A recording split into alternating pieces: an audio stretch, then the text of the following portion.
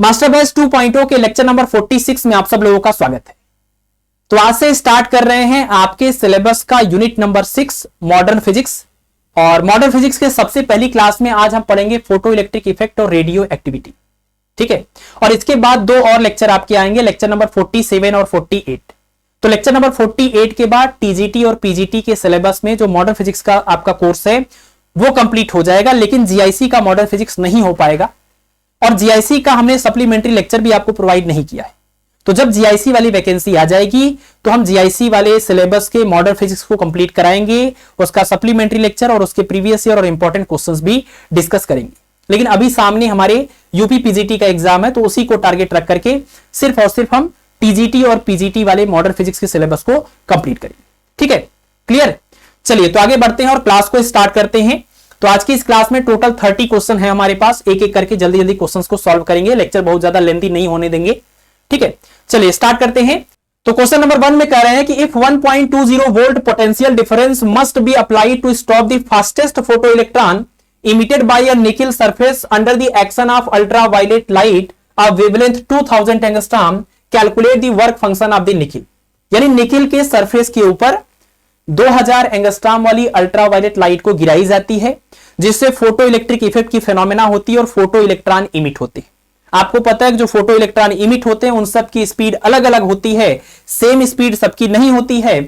उसमें से जो सबसे तेज गति वाला फोटो इलेक्ट्रॉन है उसको रोकने के लिए 1.20 वोल्ट पोटेंशियल डिफरेंस लगाना पड़ता है। तो निकिल का वर्क फंक्शन या कार्यफलन बताना, ठीक है ना। एक तो हम सारे टर्म आपको पहले समझा दें कि फोटो इलेक्ट्रिक इफेक्ट की फिनोमेना में ये दो मेटेलिक सरफेस लेते हैं, इनको एक बैटरी से कनेक्ट करते हैं, ठीक है। एक बैटरी से कनेक्ट करने के बाद हम इस प्लेट के ऊपर, इसको हमने कैथोड और इसको एनोड नाम दिया था, या प्लेट P1 और प्लेट P2 नाम दे सकते हैं। इसके ऊपर जब हम एक खास फ्रीक्वेंसी से ज्यादा फ्रीक्वेंसी की लाइट को इंसिडेंट करते हैं, यानी कि जो लाइट इंसिडेंट हो रही है वो उसमें उसकी फ्रीक्वेंसी जो होगी वो न्यू नॉट से या तो ज्यादा होगी या तो उसके इक्वल होगी। यानी आप कह सकते हैं कि इस खास फ्रीक्वेंसी से ज्यादा या उसके बराबर फ्रीक्वेंसी वाली लाइट इंसिडेंट करेंगे तभी यहां से फोटो इलेक्ट्रॉन इमिट होंगे।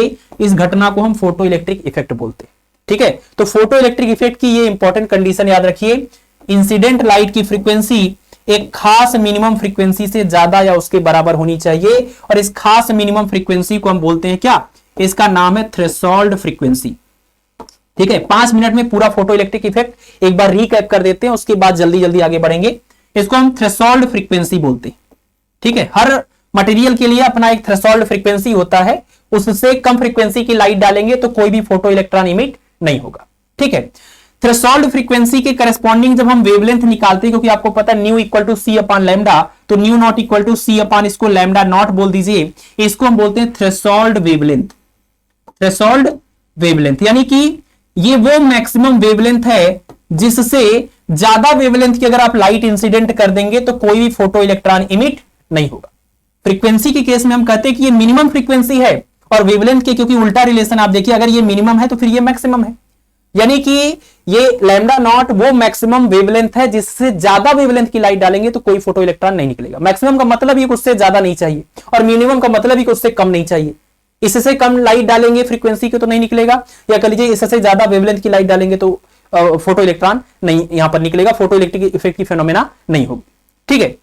चलिए इसके बाद आपको पता है किसी भी मेटेलिक सरफेस से इलेक्ट्रॉन को इमिट करने के लिए जो सबसे मिनिमम एनर्जी की जब हम बात करें, ये तो फ्रीक्वेंसी हो गया, ये तो वेवलेंथ हो गया, जब मिनिमम एनर्जी की बात करते हैं तो उसको हम बोलते हैं वर्क फंक्शन, और इसको हम W से या फिर फाई या फाई नॉट से एक्सप्रेस करते हैं। ये वर्क फंक्शन जो है ये थ्रेशोल्ड फ्रीक्वेंसी के ऊपर डिपेंड करता है। ये मिनिमम अगर फ्रीक्वेंसी है तो इसका मतलब ये मिनिमम एनर्जी है। तो किसी भी मेटेलिक सरफेस से इलेक्ट्रॉन को निकालने के लिए जो मिनिमम एनर्जी की रिक्वायरमेंट होती है इसको हम बोलते हैं वर्क फंक्शन। तो हर मटेरियल का अपना एक वर्क फंक्शन होता है, उससे कम एनर्जी देंगे तो कोई इलेक्ट्रॉन इमिट नहीं होगा, ठीक है। तो ये 3-4 पॉइंट आप इसको याद रखें। इसके अलावा यहां से जो फोटो इलेक्ट्रॉन इमिट होते हैं, अगर आप देखें इसके पोटेंशियल को कम करते जाए with respect to this plate, अगर इसका पोटेंशियल इसके पोटेंशियल से क्या हो जाए कम, मतलब कि ये हायर पोटेंशियल पर हो और ये लोअर पोटेंशियल पर हो, तो ऐसे में जो इलेक्ट्रिक फील्ड बनेगा वो इस प्लेट से इस प्लेट की ओर ये इलेक्ट्रिक फील्ड का डायरेक्शन बन जाएगा, और इलेक्ट्रॉन जो है उसको जाना है इधर से इधर, काइनेटिक एनर्जी की वजह से जा रहा था इधर, लेकिन इलेक्ट्रिक फील्ड के अपोजिट डायरेक्शन में एक इलेक्ट्रिक फोर्स लगेगा, या कह लीजिए इलेक्ट्रिक फील्ड इसके ऊपर एक वर्क करेगा, जिसकी वजह से इसकी स्पीड धीरे धीरे कम होती जाएगी। और जितना ज्यादा हम इसके पोटेंशियल को इसके रिस्पेक्ट में कम करते जाएंगे, उतना ज्यादा इसके ऊपर अपोजिट डायरेक्शन में फील्ड की वजह से वर्क होगा। और जब फील्ड की वजह से वर्क इस फास्टेस्ट मूविंग इलेक्ट्रॉन की काइनेटिक एनर्जी के इक्वल हो जाएगा, तो ये इलेक्ट्रॉन रुक जाएगा। ठीक है ना। और इसी निगेटिव पोटेंशियल को, जिस पर फास्टेस्ट मूविंग इलेक्ट्रॉन भी रुक जाता है, इसको हम बोलते हैं स्टॉपिंग पोटेंशियल। Stopping potential. तो स्टॉपिंग पोटेंशियल का मतलब क्या? स्टॉपिंग पोटेंशियल का मतलब कि एनोड का कैथोड के रेस्पेक्ट में वो निगेटिव पोटेंशियल जिस पर फास्टेस्ट मूविंग इलेक्ट्रॉन की स्पीड या काइनेटिक एनर्जी जीरो हो जाती है, उसको स्टॉपिंग पोटेंशियल बोलते हैं, V नॉट से रिप्रेजेंट करते हैं। तो इसका मतलब आप कह सकते हैं कि स्टॉपिंग पोटेंशियल के केस में इलेक्ट्रॉन की काइनेटिक एनर्जी और इस पोटेंशियल डिफरेंस की वजह से जो फील्ड बना, उसकी वजह से जो इसके ऊपर वर्क हुआ, दोनों सेम होते हैं। तो आप कह सकते हैं कि ई के यानी kinetic energy of fastest moving electron half M V max square is equal to E V naught. E V naught, यहां पर ई क्या है? इलेक्ट्रॉन का चार्ज, और वी नॉट क्या है? उसको रोकने के लिए लगाया गया स्टॉपिंग पोटेंशियल। ठीक, इतनी बातें आप ध्यान रखें। अब हम सवाल के ऊपर आएंगे और आगे जितने भी क्वेश्चन हम करेंगे इस टॉपिक के, फोटो इलेक्ट्रिक इफेक्ट के, उसमें अब थियरी नहीं बताएंगे, क्योंकि ऑलरेडी सप्लीमेंट्री लेक्चर में सारी बातें हो चुकी हैं। आपको सबसे पहले उस लेक्चर को देखना चाहिए। ठीक है ना। हम इस लेक्चर में जिम्मेदार नहीं है थियरी को समझाने के लिए, हम यहां पर फोकस कर रहे हैं न्यूमेरिकल के लिए। अगर थियरी बताएंगे तो फिर से 2 घंटे का लेक्चर थियरी का बनेगा, फिर न्यूमेरिकल आपका रह जाएगा। ठीक है। तो इस सवाल में कह रहे थे कि 1.20 वोल्ट का पोटेंशियल डिफरेंस लगाया जाता है फास्टेस्ट मूविंग इलेक्ट्रॉन को रोकने के लिए। इसका मतलब ये सीधा सीधा आपको स्टॉपिंग पोटेंशियल की वैल्यू गिवन है। स्टॉपिंग पोटेंशियल की वैल्यू गिवन है। और जो लाइट यहां इंसिडेंट की जा रही है, उस लाइट की फ्रीक्वेंसी आपको दिया, सॉरी इसका वेवलेंथ दिया हुआ है, इसका वेवलेंथ दिया हुआ है, वो है 2000 एंगस्ट्रॉम, यानी लैम्डा जो है वो है 2000 एंगस्ट्रॉम। फोटो इलेक्ट्रिक इफेक्ट की फिनोमेना को समझाने के लिए आइंस्टीन ने एक इक्वेशन दिया, जिसको हम फोटो इलेक्ट्रिक इक्वेशन बोलते हैं। उसकी वजह से उनको नोबेल प्राइज दिया गया था। उन्होंने ये बोला था कि जितनी एनर्जी हम यहां पर इस मटेरियल के ऊपर इंसिडेंट करते हैं, वो एनर्जी 2 रूपों में खर्च होती है। उस एनर्जी का पहला हिस्सा खर्च होता है इस सरफेस से इलेक्ट्रॉन को बाहर निकालने के लिए, जिसको हम वर्क फंक्शन बोलते हैं, मिनिमम एनर्जी जो लगती है। और उसके बाद जब इलेक्ट्रॉन बाहर निकल जाता है, तो उसको दौड़ने के लिए जो काइनेटिक एनर्जी चाहिए, वो बाकी एनर्जी होती है। जैसे अगर आपने इसको 10 जूल दिया और 2 जूल खर्च हो गया सिर्फ इलेक्ट्रॉन को सरफेस से बाहर निकालने में, तो बाकी का 8 जूल उस निकले हुए इलेक्ट्रॉन की काइनेटिक एनर्जी हो जाएगी। ठीक है। तो अगर आपने जो लाइट इसके ऊपर इंसिडेंट किया है, जो फोटोन इंसिडेंट किया है, अगर उसकी एनर्जी आपको पता है, तो इंसिडेंट फोटोन की एनर्जी इज इक्वल टू इस मेटेलिक सरफेस का वर्क फंक्शन और प्लस उस निकले हुए फोटो इलेक्ट्रॉन की काइनेटिक एनर्जी। ये रिलेशन आपको याद रखना है। इसी को हम सॉल्व करते हैं तो आइंस्टीन के फोटो इलेक्ट्रिक इक्वेशन के अलग अलग रूप आपको देखने को मिलते हैं। ठीक है। इस सवाल में अब हम इसको सॉल्व कर लेते हैं। फ्रीक्वेंसी नहीं दिया है, वेवलेंथ दिया हुआ है, और काइनेटिक एनर्जी सीधे नहीं दिया हुआ है, बल्कि स्टॉपिंग पोटेंशियल दिया हुआ है। तो यहां पर हम लिखेंगे hc upon lambda is equal to W plus, यहां देखिए जो ई के है उसको हम क्या लिख सकते हैं, ई के की अगर बात करें तो ई के इक्वल टू है ई वी नॉट। ध्यान से देखिएगा, बहुत ही इंपॉर्टेंट चीज है। क्वेश्चन से कहीं ज्यादा इंपॉर्टेंट चीज ये है कि ये जो काइनेटिक एनर्जी को आप लिख रहे हैं ई वी नॉट, ये सीधे सीधे अगर आपको स्टॉपिंग पोटेंशियल दिया हुआ है तो सीधे सीधे आप एनर्जी बता सकते हैं। देखिए स्टॉपिंग पोटेंशियल दिया है 1.20 वोल्ट, इसका मतलब कि निकले हुए इलेक्ट्रॉन की काइनेटिक एनर्जी हो जाएगी 1.2 इलेक्ट्रॉन वोल्ट, 1.20 इलेक्ट्रॉन वोल्ट। तो जो वोल्ट में स्टॉपिंग पोटेंशियल दिया है, वही इलेक्ट्रॉन वोल्ट में इमिटेड इलेक्ट्रॉन की एनर्जी हो जाएगी। और वो कैसे आएगा, यहां से देखिए, यहां पर जो काइनेटिक एनर्जी है अभी ये जूल में है, आप ध्यान रखिएगा, क्योंकि ये चार्ज ऑफ इलेक्ट्रॉन है और ये पोटेंशियल है, ये वोल्ट में है, ये वोल्ट में है और ये कूलाम में है। तो कूलाम इंटू वोल्ट करेंगे, जूल में आंसर आएगा। अब देखिए हम ई की वैल्यू रख रहे हैं और हम इसी काइनेटिक एनर्जी को इलेक्ट्रॉन वोल्ट में कन्वर्ट करने जा रहे हैं, जूल से इलेक्ट्रॉन वोल्ट में कन्वर्ट करने जा रहे हैं। तो हम इस ई की वैल्यू रख रहे हैं 1.6 इंटू 10 पावर -19 कूलाम, और वी नॉट की जगह पर वी नॉट रहने दीजिए, अभी भी ये जूल में ही है। अगर हम इस इक्वेशन को डिवाइड कर दें, इसको अगर हम डिवाइड कर दें 1.6 इंटू 10 पावर -19 से, अब ये जो आंसर आएगा वो इलेक्ट्रॉन वोल्ट में आएगा। क्यों? क्योंकि आपको पता है कि 1 electron volt is equal to 1.6 into 10 to power -9 joule, इतना जूल होता है। यानी अगर आपको जूल को इलेक्ट्रॉन वोल्ट में कन्वर्ट करना है तो इस पूरे नंबर से डिवाइड करना पड़ेगा। हमने डिवाइड किया तो ये पूरा नंबर चार्ज ऑफ इलेक्ट्रॉन वाले न्यूमेरिकल वैल्यू से पूरा कैंसिल हो गया, सिर्फ और सिर्फ V नॉट बचा। और अब आंसर किस में आएगा? इलेक्ट्रॉन वोल्ट में। इसका मतलब कि अगर आपको स्टॉपिंग पोटेंशियल पता है तो काइनेटिक एनर्जी को अगर आप इलेक्ट्रॉन वोल्ट में लिखना चाहते हैं तो सीधे उसकी जो न्यूमेरिकल वैल्यू होगी स्टॉपिंग पोटेंशियल की वही वैल्यू हो जाएगी। ठीक है, तो हम यहां पर अब सीधे चाहें तो आंसर लिख सकते हैं यहां पर क्या 1.20 इलेक्ट्रॉन वोल्ट। बस हमें इसको सॉल्व कर लेना है और इसको ला करके डिफरेंस कर लेना है तो वर्क फंक्शन W मिल जाएगा। और इसको भी आपको पता है कि इलेक्ट्रॉन वोल्ट में कैलकुलेट करने के लिए क्या करते हैं, अगर एनर्जी का फार्मूला है hc/λ जो कि जूल में आएगा, अगर h की वैल्यू, c की वैल्यू, लैम्डा की वैल्यू रखें तो मीटर में सबको अपने एम के सिस्टम में, लेकिन अगर हम लैम्डा को एंगस्ट्रॉम में डायरेक्ट रखें और यहां पर लिख दें 12375 है ना, और अपान में लैम्डा किसमें, एंगस्ट्रॉम में, तो ये एनर्जी हमें सीधे सीधे मिल जाती है किसमें, इलेक्ट्रॉन वोल्ट में। ये भी एक इंपॉर्टेंट फार्मूला है, कॉन्सेप्ट है, इसको आप याद रखें क्योंकि इससे आपका समय बहुत ज्यादा बच जाता है। ठीक है, तो आप यहां पर यही काम करिए, hc/λ को सॉल्व करने के लिए लैम्डा का मान एंगस्ट्रॉम में दिया ही है तो लैम्डा का मान आप एंगस्ट्रॉम में डायरेक्ट रखिए और इसको बनाइए 12375 अपान में लैम्डा की वैल्यू, यहां से सीधे सीधे आपको इलेक्ट्रॉन वोल्ट में वैल्यू मिल जाएगी। कैसे सॉल्व करेंगे देखिए, तो ये हो जाएगा आपका 12375 और अपान में लैम्डा की वैल्यू है 2000, यानी इसको लिखेंगे 2 × 10⁻3। मीटर में नहीं कन्वर्ट करना है, एंगस्ट्रॉम में ही रखना है, इज इक्वल टू W और प्लस में 1.20। ठीक है ना, ये और यहां से आप देखिए 2 से डिवाइड करिएगा तो कितना आएगा, 6 टाइम्स जाएगा, फिर 1 टाइम्स जाएगा, फिर 8 टाइम्स जाएगा, फिर 7 हम लिख देते हैं यहां पर, ये हुआ 6 और फिर यहां से हो जाएगा 1, ठीक है ना, और ये हो जाएगा 8 और उसके बाद हो जाएगा 7, उसके बाद हो जाएगा 0.5। लेकिन 1000 से डिवाइड करेंगे तो ये जो 0.5 वाला पॉइंट है वो 3 डिजिट लेफ्ट में यहां चला जाएगा, ये आंसर आ जाएगा। तो 6.1875 इलेक्ट्रॉन वोल्ट और ये इधर से इधर जाके माइनस हो जाएगा 1.20 electron volt is equal to work function. और माइनस कर लीजिए, 6.18 है और ये 1.20 है तो यहां से माइनस करेंगे तो ये आ जाएगा आपका 5.9875 और 5.9875 के सबसे करीब आंसर है 5.01 इलेक्ट्रॉन वोल्ट। एग्जैक्ट तो नहीं आएगा लेकिन आ जाएगा क्योंकि हमने ये जो वैल्यू लिखी है ना इससे ये डिफरेंस क्रिएट हो जाता है। अगर आप प्रॉपर h की वैल्यू, c की वैल्यू, लैम्डा की वैल्यू करके करेंगे एग्जैक्ट भी आ जाएगा। ठीक है, तो इस पूरे एक सवाल में सारी बातें जो आपके फोटो इलेक्ट्रिक इफेक्ट में मोटी मोटी निकल के आती हैं सब कुछ कवर हो गया है। आप चाहे तो इसको स्क्रीनशॉट ले लीजिए, चाहे इसको आप नोट कर लीजिए। आगे बढ़ते हैं फिर। ठीक है, चलिए अब बाकी के सवालों में इतना टाइम नहीं देंगे, सारी चीजें इसमें कवर हो गई हैं मोटी मोटी। नेक्स्ट क्वेश्चन देखिए, क्वेश्चन नंबर 2। इसमें कह रहा है कि the photo electric threshold wavelength for a metal is 3000 angstrom. Threshold wavelength का क्या मतलब, थ्रेशोल्ड वेवलेंथ का मतलब कि यही वो मैक्सिमम वेवलेंथ है जिस वेवलेंथ की लाइट को अगर हम इंसिडेंट करते हैं तो फोटो इलेक्ट्रिक इफेक्ट की फिनोमेना होगी। इससे ज्यादा अगर थोड़ा भी इससे ज्यादा वेवलेंथ वाला लाइट हम इंसिडेंट करेंगे तो फोटो इलेक्ट्रिक इफेक्ट की फिनोमेना नहीं होगी। तो ये थ्रेशोल्ड वेवलेंथ होगी, यानी maximum wavelength to produce photo electric effect. ठीक है, तो ये हो गया आपका 3000 एंगस्ट्रॉम लैम्डा नॉट की वैल्यू। और correct, what is the energy of an, यहां पर इमिटेड होगा, what is the energy, kinetic energy of an emitted electron from it by the radiation of wavelength 1200 angstrom.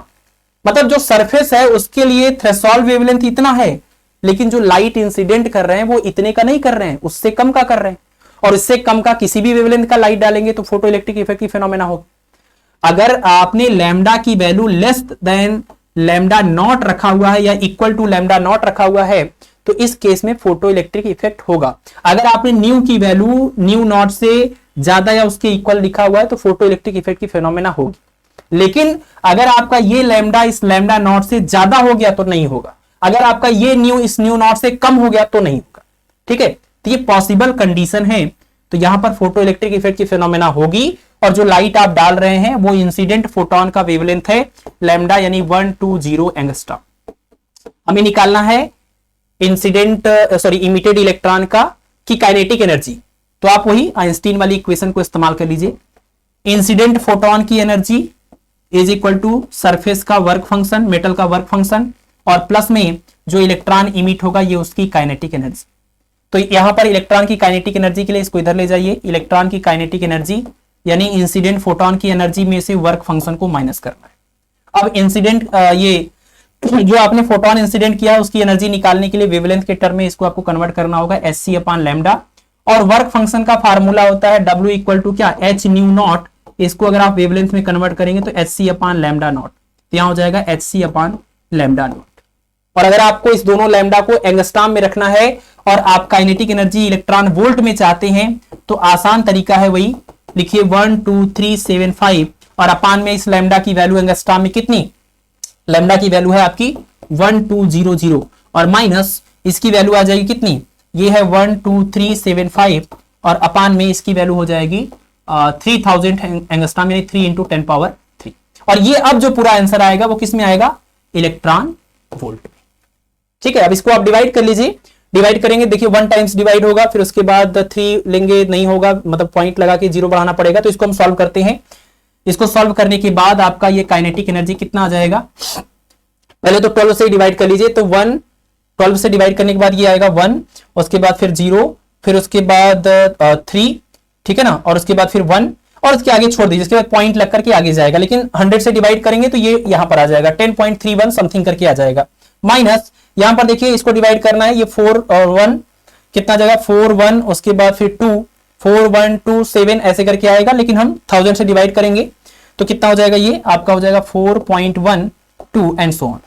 आपको सिर्फ डेसिमल के 1 या 2 digit तक देख लीजिए, 10.3 है, 4.1 है, डिवाइड माइनस कर लीजिए तो 6.2 आ जाएगा इलेक्ट्रॉन वोल्ट। पूरा पूरा कैलकुलेशन करने की जरूरत नहीं है, आपको ऐसे ही पता चल गया, आपका आंसर आएगा 6.2 इलेक्ट्रॉन वोल्ट। ठीक है, और इस तरह के सवालों में देखिए आपको बहुत ज्यादा डेसिमल और उसके चक्कर में पढ़ना भी नहीं है। बहुत सारे सवाल तो ऐसे हैं कि जो ऑप्शंस दिए रहते हैं उसकी वैल्यूज में इतना ज्यादा डिफरेंस होगा कि आप ऐसे देख के ही आंसर कर देना आपको, है ना। एग्जैक्ट कैलकुलेशन करने की जरूरत नहीं है कि एकदम एग्जैक्ट वो नंबर आया कि नहीं आया, क्योंकि 6 पॉइंट में कोई और दूसरा ऑप्शन है नहीं, तो 6.2 ही मिलेगा अगर मिलेगा तो। ठीक है, चलिए नेक्स्ट देखिए, अगला क्वेश्चन लिखिए। देखिए इसको करने से आपका समय बचेगा, अदरवाइज आप चाहे तो एच सी और इन सब की वैल्यू को प्रॉपर रखिए एमके सिस्टम में और कैलकुलेट करिए, जूल में आएगा, फिर बाद में डिवाइड करके आपको इलेक्ट्रॉन वोल्ट में कन्वर्ट करना पड़ेगा। एक और आसान तरीका आपको बताते हैं, कई जगहों पर आप फंस जाएंगे।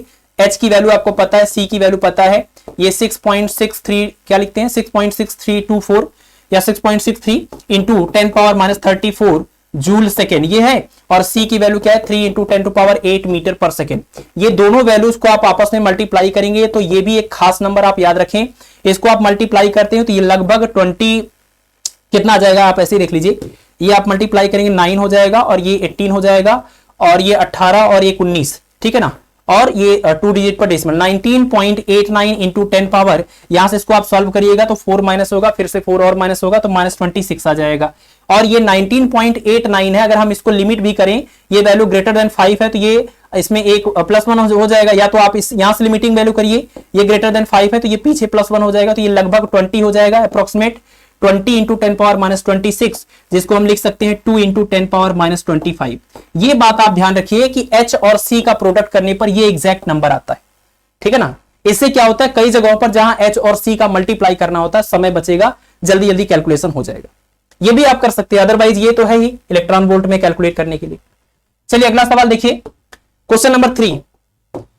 इसमें कह रहे हैं कि on making ultraviolet light a wavelength 6 point, यहां पर 6.2 होगा, 6.2 electron volt incident on aluminium surface, यानी एल्युमिनियम के सरफेस के ऊपर 6.2 इलेक्ट्रॉन वोल्ट एनर्जी वाली यूवी रेज को इंसिडेंट करते हैं।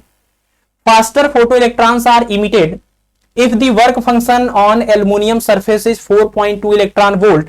ठीक है, एल्युमिनियम का वर्क फंक्शन दिया हुआ है।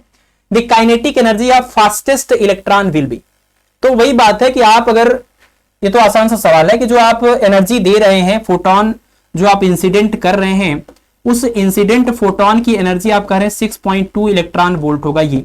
और जब ये आएगा तो अपनी एनर्जी को 2 पार्ट में खर्च करेगा। एक पार्ट होगा यहां से इसके सरफेस से इलेक्ट्रॉन को निकालने में खर्च होने वाली एनर्जी, जिसको वर्क फंक्शन बोलेंगे, बाकी इमिटेड फोटो इलेक्ट्रॉन की काइनेटिक एनर्जी, जिसको ई के बोलेंगे। तो सवाल में वर्क फंक्शन भी दिया है, ये कितना है 4.2 इलेक्ट्रॉन वोल्ट, तो इसकी काइनेटिक एनर्जी आप निकाल सकते हैं, इसका डिफरेंस यानी कि आ जाएगा 2 इलेक्ट्रॉन वोल्ट, यानी कि 2 इंटू इलेक्ट्रॉन वोल्ट को आप जूल में लिखेंगे तो 1.6 10⁻19 से मल्टीप्लाई करना होगा, ये जूल में आ जाएगा, कितना हो जाएगा ये 3.2 इंटू 10⁻19 जूल, ये आंसर हो जाएगा, यानी ऑप्शन नंबर बी जो है वो करेक्ट हो जाएगा। ठीक है, चलिए नेक्स्ट देखिए। तो क्वेश्चन नंबर 4 में कह रहे हैं कि stopping potential in photo electric effect depends upon. Photo electric effect में जो स्टॉपिंग पोटेंशियल होता है, यानी कि फास्टेस्ट इलेक्ट्रॉन को रोकने के लिए लगाया गया पोटेंशियल डिफरेंस, वो किसके ऊपर डिपेंड करता है? इंसिडेंट लाइट की फ्रीक्वेंसी पर, इंटेंसिटी पर, या इमिट होने वाले फोटो इलेक्ट्रॉन पर, या इंसिडेंट होने वाले नंबर ऑफ फोटोन पर। देखिए आपने पढ़ा हुआ है फोटो इलेक्ट्रिक इफेक्ट में कि जो फास्टेस्ट मूविंग इलेक्ट्रॉन है उसको रोकने के लिए जो पोटेंशियल डिफरेंस हम लगाते हैं उसको हम बोलते हैं स्टॉपिंग पोटेंशियल। तो अगर हमारा जो फास्टेस्ट मूविंग इलेक्ट्रॉन है, अगर उसकी एनर्जी और ज्यादा बढ़ा दी जाए, उसकी स्पीड और ज्यादा बढ़ा दी जाए, तो उसको रोकने के लिए और ज्यादा स्ट्रॉन्ग पोटेंशियल डिफरेंस लगाना होगा, मतलब पोटेंशियल जो स्टॉपिंग पोटेंशियल है उसको बढ़ाना पड़ेगा। तो इसकी एनर्जी बढ़ेगी तो स्टॉपिंग पोटेंशियल भी बढ़ेगा। यानी स्टॉपिंग पोटेंशियल डिपेंड करता है इसकी एनर्जी पर, और आपको पता है कि इसकी एनर्जी डिपेंड करती है इंसिडेंट होने वाली लाइट की फ्रीक्वेंसी पर। जो आप लाइट डाल रहे हैं उसकी फ्रीक्वेंसी बढ़ाएंगे तो इमिटेड फोटोन की एनर्जी भी बढ़ती है। आपने ग्राफ इसका देखा हुआ है, लेनार्ड और हालवास का जो एक्सपेरिमेंट था उसको करने के बाद जो सारे ग्राफ हमने आपको बताए हैं सप्लीमेंट्री लेक्चर में, उसमें आपने देखा हुआ है कि जब हम ग्राफ प्लॉट करते हैं स्टॉपिंग पोटेंशियल और फ्रीक्वेंसी के लिए, मतलब एक पर्टिकुलर इंटेंसिटी की लाइट है, मतलब दो अलग अलग लाइटें हैं, दोनों की इंटेंसिटी सेम है लेकिन फ्रीक्वेंसी अलग अलग है, तो हमने देखा कि ग्राफ कुछ इस तरीके का देखने को मिलता है। ये जो ग्राफ है वो न्यू2 के लिए, न्यू2 फ्रीक्वेंसी वाली लाइट के लिए, ये ग्राफ है न्यू1 के लिए। इसको रोकने के लिए देखिए ये एनर्जी का एक्सिस है, आप कह सकते हैं ये एनर्जी है, ठीक है, और ये पोटेंशियल को रिप्रेजेंट कर रहा है। तो फास्टेस्ट मूविंग इलेक्ट्रॉन की स्पीड को जीरो करने के लिए जो स्टॉपिंग पोटेंशियल लग रहा है V02, वो यहां पर V01 से कहीं ज्यादा है। इसका मतलब ये कि ज्यादा फ्रीक्वेंसी वाली लाइट के इलेक्ट्रॉनों को रोकने के लिए ज्यादा स्टॉपिंग पोटेंशियल लगाना होगा। कम फ्रीक्वेंसी की लाइट अगर आपने इंसिडेंट करी है तो जो इलेक्ट्रॉन निकल रहे हैं उनको रोकने के लिए कम स्टॉपिंग पोटेंशियल लगाना पड़ेगा, ठीक है ना। तो V02 is greater than V01, ये कब हुआ है? ये तब हुआ जब न्यू2 इज ग्रेटर देन न्यू1। तो स्टॉपिंग पोटेंशियल इंसिडेंट लाइट की फ्रीक्वेंसी पर डिपेंड करता है। अलग अलग फ्रीक्वेंसी के केस में अलग अलग स्टॉपिंग पोटेंशियल होगा। ऑप्शन नंबर ए करेक्ट हो जाएगा, ठीक है ना, इंटेंसिटी पर डिपेंड नहीं करता है। चलिए नेक्स्ट। तो क्वेश्चन नंबर 5 में कह रहे हैं कि if work function is 6 electron volt then the longest wavelength of incident radiation that can eject electron from that metal is, H की वैल्यू और सी की वैल्यू गिवन। यानी किसी मेटेलिक सरफेस के लिए वर्क फंक्शन या कार्यफलन का मान दिया हुआ है, तो कह रहे हैं कि मैक्सिमम कितने वेवलेंथ वाला रेडिएशन डालें कि वहां से इलेक्ट्रॉन इमिट हो सके, यानी फोटो इलेक्ट्रिक इफेक्ट की घटना हो सके। आपको पता है किसी भी सरफेस से फोटो इलेक्ट्रिक इफेक्ट की फिनोमेना कराने के लिए जो मैक्सिमम वेवलेंथ का रेडिएशन हम डाल सकते हैं उस मैक्सिमम वेवलेंथ को हम बोलते हैं थ्रेशोल्ड वेवलेंथ और लैम्डा नॉट से रिप्रेजेंट करते हैं। तो हमें लैम्डा नॉट की वैल्यू पता करनी है एंगस्ट्रॉम, और वर्क फंक्शन की वैल्यू हमें गिवन है 6 इलेक्ट्रॉन वोल्ट। फार्मूला पता है आपको वर्क फंक्शन का, W equal to H nu naught. इसको अगर आप वेवलेंथ में लिखेंगे तो ये हो जाएगा HC अपान में लैम्डा नॉट। और यही फार्मूले में अगर आपको यहां पर देखिए जो W मिलेगा वो जूल में मिलेगा, लेकिन अगर आपको यही W इलेक्ट्रॉन वोल्ट में चाहिए तो आपको पता ही आता है 12375, और अपान में आ जाएगा क्या? अपान में आ जाएगा लैम्डा नॉट, लेकिन अब इसको रखना होगा एंगस्ट्रॉम में। यहां ये मीटर में था, ये मीटर में था, ये मीटर पर सेकेंड में था, ये जूल सेकेंड में था। लेकिन ये पूरा सॉल्व करने के बाद, कन्वर्ट करने के बाद, अगर आपको पूरा वर्क फंक्शन या पूरी एनर्जी इलेक्ट्रॉन वोल्ट में चाहिए तो यहां पर ये कैलकुलेशन के बाद ये नंबर आ जाएगा और ये हो जाएगा एंगस्ट्रॉम, ठीक है। अब इसके बाद आप एक काम करेंगे, ये वर्क फंक्शन जो कि इलेक्ट्रॉन वोल्ट में आपके पास गिवन है उसको यहां रखेंगे, तो आपको कैलकुलेशन के बाद लैम्डा नॉट की वैल्यू सीधे सीधे एंगस्ट्रॉम में मिल जाएगी, ठीक है। तो इसका मतलब ये कि lambda naught in angstrom is equal to 12375, और अपान में W की वैल्यू रखनी पड़ेगी इलेक्ट्रॉन वोल्ट में। तो W की वैल्यू आपको दिया हुआ है 6, आप इसको 6 से डिवाइड कर दीजिए, और डिवाइड करने के बाद आ जाएगा 2, उसके बाद 0, उसके बाद 6, उसके बाद 2, उसके बाद 0.5, ठीक है। तो इसका मतलब यह कि 2062.5 इतना एंगस्ट्रॉम आपको मिलेगा थ्रेशोल्ड वेवलेंथ। लेकिन ये ऑप्शन यहां नहीं दिया हुआ है, तो इसके जो सबसे करीबी ऑप्शन है वो करेक्ट हो जाएगा, ऑप्शन नंबर सी। ये ऑप्शन मिल भी सकता है आपको अगर आप ये अप्रोक्सीमेशन यूज ना करें, ये तो सुविधा के लिए है, जल्दी से आंसर आता है और बहुत ज्यादा गलत नहीं आता है, इसलिए हम इसको इस्तेमाल कर सकते हैं। अदरवाइज आप चाहे तो यहाँ H की वैल्यू, C की वैल्यू मैनुअली यहाँ सबको रखिए, पूरा कैलकुलेट करिए, जूल में निकालने के बाद, मतलब जूल में वैल्यू रखने, इसको भी जूल में रखना पड़ेगा, और यहां से आप लैम्डा की वैल्यू निकालेंगे तो मीटर में आएगा, फिर उसको आप एंगस्ट्रॉम में कन्वर्ट करिएगा तो ये ऑप्शन और ज्यादा करीब आपको मिल जाएगा। ठीक है, चलिए अगला सवाल देखते हैं। नेक्स्ट है क्वेश्चन नंबर 6, इसमें कह रहे हैं अब मोनोक्रोमेटिक, ये इंपॉर्टेंट क्वेश्चन है आपके लिए, ये इंपॉर्टेंट है। एक तो आप क्वेश्चन नंबर 1 का ध्यान रखिएगा, उसके बाद क्वेश्चन नंबर 6 भी एक अच्छा क्वेश्चन है। A monochromatic source of light operating at 200 watt emits 4 into 10 power 20 photon per second. The wavelength of light will be, ठीक है ना। एक कह रहे हैं कि एक लाइट सोर्स है, मोनोक्रोमेटिक लाइट सोर्स है जो कि 200 वॉट पर काम करता है, मतलब 200 वॉट का सप्लाई इसको दिया जाता है। तो कह रहे हैं कि उससे 4 गुणे 10 घात 20 फोटोन निकलते हैं हर एक सेकंड में। तो जो लाइट इमिट हो रही है उसका आपको वेवलेंथ बताना है। ठीक है, एक चीज आप समझिए कि अगर हम कहें कि मान लीजिए एक बल्ब की बात हो रही है, एक बल्ब है और उस बल्ब को हम जो सप्लाई दे रहे हैं पावर, वो पावर है 200 वॉट। तो अगर आप इसको 200 वॉट दे रहे हैं तो यहां से जो हमें लाइट एनर्जी मिलेगी, जो पावर हमें मिलेगा वो भी कितना होगा, 200 वॉट। मतलब इनपुट जितना है उतना आउटपुट हमें यहां पर मिलेगा। ऐसी कोई कंडीशन नहीं बताएगी कुछ लॉस हुआ या नहीं हुआ। तो जो भी आप इसको सप्लाई दे रहे हैं इलेक्ट्रिकल एनर्जी के फॉर्म में, वो आपको लाइट एनर्जी के फॉर्म में उतनी ही अमाउंट में मिलेगी जितना आपने दिया था। तो 200 वॉट अगर आपने इनपुट दिया है तो 200 वॉट आउटपुट होगा। ठीक है, तो हमें सबसे पहले ये देखना है कि जो आउटपुट है, आउटपुट पावर है, उसको हम नंबर ऑफ फोटोन से कैसे कनेक्ट कर सकते हैं। मान लीजिए कि एक फोटोन जो बाहर निकला उसकी एनर्जी है E, दूसरे फोटोन की एनर्जी है E, तीसरे की एनर्जी है E, चौथे की एनर्जी E है। हर एक फोटोन की एनर्जी आपको पता है सेम होती है। हर एक फोटोन की एनर्जी को अगर हम E बोल दें, जिसकी वैल्यू भी आपको पता है E equal to H nu, ऐसे लिखते हैं E equal to H nu. तो अगर हर एक फोटोन की एनर्जी को हम E से रिप्रेजेंट करें और नंबर ऑफ फोटोन यहां स्मॉल n हो, तो टोटल कितनी एनर्जी यहां पर इमिट हो रही है, n इंटू E के बराबर। n इंटू E के बराबर ये क्या आ जाएगी, ये टोटल इमिट होने वाली एनर्जी। लेकिन अगर आपको इमिट होने वाला पावर चाहिए तो आपको पता है एनर्जी को टाइम से डिवाइड करते हैं तो ये पावर हो जाता है।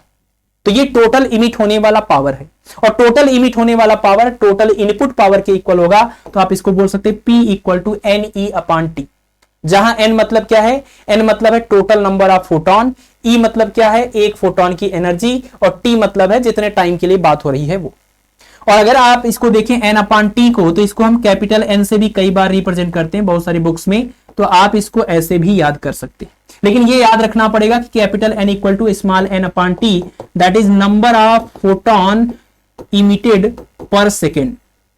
नंबर ऑफ फोटोन जो पर सेकेंड में इमिट हो रहे हैं, ये वो नंबर ऑफ फोटोन है capital N। Total number of photon नहीं है, टोटल नंबर ऑफ फोटोन तो स्मॉल n है। ठीक है, ये एक्सप्रेशन आपको याद रखना है। अब इस सवाल के ऊपर आ जाते हैं। तो पावर P की वैल्यू गिवन है, P की वैल्यू इसी में रख लीजिए 200 वॉट। ठीक है, इज इक्वल टू वहां पर n मतलब क्या है, नंबर ऑफ फोटोन पर सेकेंड, जो कि आपको दिया हुआ 4 इंटू 10 पावर 20, और इंटू में एक फोटोन की एनर्जी E। यहां से आप सबसे पहले निकालेंगे एक फोटोन की एनर्जी, तो 200 और बटे में 4 गुणे 10 के घात 20। इससे इसको कैंसिल करेंगे, कितना जाएगा, ये हो जाएगा 50 और ये ऊपर जाके माइनस, तो 50 इंटू 10 पावर माइनस 20, इतना जूल आपको एनर्जी मिलेगी। मतलब जो फोटोन बाहर निकल रहे हैं उसमें से किसी एक फोटोन की एनर्जी की अगर बात करें तो किसी एक फोटोन की एनर्जी है 50 इंटू 10 पावर माइनस 20 जूल। लेकिन आपको बताना है क्या, आपको बताना है वेवलेंथ यानी कि तरंग दैर्घ्य। तो अगर फोटोन की एनर्जी पता है तो वेवलेंथ भी बता सकते हैं। E का फार्मूला लिख लीजिए, E equal to H C upon lambda is equal to ये 50 इंटू 10 पावर माइनस 20। और एच सी जो आपने कैलकुलेशन शुरुआत में देखा था, ये कितना आता है, 2 इंटू 10 पावर माइनस 25। तो ये अगर आप इसको याद कर लेते हैं तो थोड़ा सा हेल्प करेगा। इज इक्वल टू ये 50 इंटू 10 पावर माइनस 20। अदरवाइज आप इसकी वैल्यू को रख करके मल्टीप्लाई करिएगा तो लैम्डा की वैल्यू आ जाएगी यहां से कितनी, ये हो जाएगी 2 into 10 power minus 25 divided by ये हो जाएगा 50 इंटू 10 पावर माइनस 20। माइनस 20 ऊपर जाके प्लस होगा तो ये हो जाएगा आपका माइनस 5, और ये कितना है 2 अपॉन 50। तो हम यहां पर लिख लेते हैं lambda equal to 2 upon 50, 2 upon 50 है ना। तो इसको एक काम करिए आप, इसको आप लिखिए 200 और 10 पावर माइनस 2, मतलब 100 से मल्टीप्लाई 100 से डिवाइड, और यहां से ये मिला आपको 10 पावर में माइनस 5, और अपान में ये कितना है 50। इससे ये आसानी से कैलकुलेट हो जाएगा। आपको मिलेगा 4 इंटू 10 पावर माइनस 7, और ये एंगस्ट्रॉम आपको मिलेगा किसमें, metre. 4 into 10 power minus 7 metre, यहां पर कोई ऑप्शन नहीं दिया है, इसको नैनोमीटर में कन्वर्ट कर लेते हैं। आप इसको फिर से 100 से मल्टीप्लाई और डिवाइड करिए, तो जो 100 से मल्टीप्लाई करेंगे इसको बनाएगा 400, जो डिवाइड करेंगे ऊपर जाके इसको बनाएगा 10⁻⁹ मीटर, जिसको हम नैनोमीटर बोलते हैं। तो ये हो जाएगा 400 नैनोमीटर, यानी इमिटेड फोटोन का जो वेवलेंथ है वो हो जाएगा 400 नैनोमीटर। ठीक है, तो इंपॉर्टेंट था ये सवाल आपके लिए, ये पूरा कॉन्सेप्ट, ये पूरा एक्सप्रेशन। और उसके बाद H और C को मल्टीप्लाई करने पर जो वैल्यू मिलती है, ये रिजल्ट अगर याद है तो और अच्छा है, नहीं तो कोई दिक्कत नहीं। ठीक है, चलिए अगला सवाल देखिए। नेक्स्ट देखिए क्वेश्चन नंबर 7। इसमें कह रहे हैं कि when photon of energy h nu falls on a photo sensitive metal surface of work function h nu naught, then कह रहे हैं कि एक सरफेस है और इस सरफेस का वर्क फंक्शन कितना है, h न्यू नॉट। ठीक है, ये गलत है, ये नीचे लिखा गया, एक्चुअल में बगल में होगा h न्यू नॉट। ये वर्क फंक्शन है इस मेटेलिक सरफेस का। तो इस मेटेलिक सरफेस के ऊपर जब फोटोन इंसिडेंट होता है, जिसकी एनर्जी कितनी है, इसकी एनर्जी है h न्यू। तो h न्यू एनर्जी का फोटोन अगर इंसिडेंट हो और मेटेलिक सरफेस का work function h nu not हो, तो कह रहे हैं the kinetic energy of all the electrons emitted is h nu minus h nu not. Actual में ये बगल में ऐसे रहेगा हर जगह पर।